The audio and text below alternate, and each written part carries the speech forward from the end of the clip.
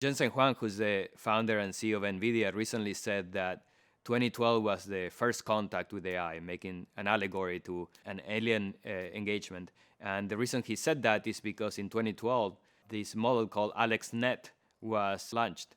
And this model was supposed to classify images as part of a competition called ImageNet. And so you can think of it as me giving a model a picture of a dog and the model determining what dog breed this dog is. At this point in 2012, this model made of a neural net architecture was able to achieve supremacy. Achieving supremacy in the world of AI refers typically to the idea that the computer can beat the average human. And allegedly this task is not that challenging in the sense that the average human is probably bad at distinguishing different types of dogs, but it was very difficult for computers to do. And prior to 2012, all the attempts at solving this problem have been done with a more traditional artificial intelligence.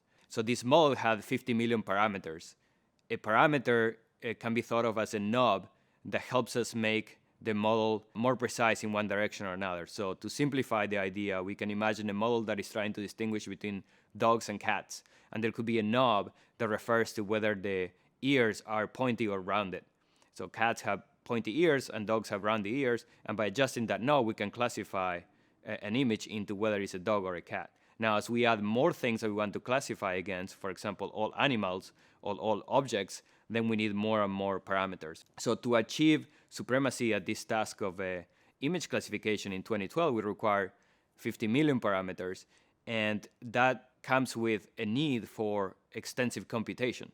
And prior to that, the amount of computation required to do that was expensive or rare, whereas thanks to graphic processing units, that became available. So the team behind AlexNet actually used a couple GPUs on a gaming rig, and they were able to train that model. Since then, computational capability has improved, and so we've been able to build larger models.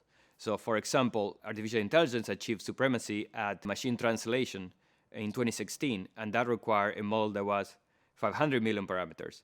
And then when we look at something like GPT-3, that had about 173 billion parameters.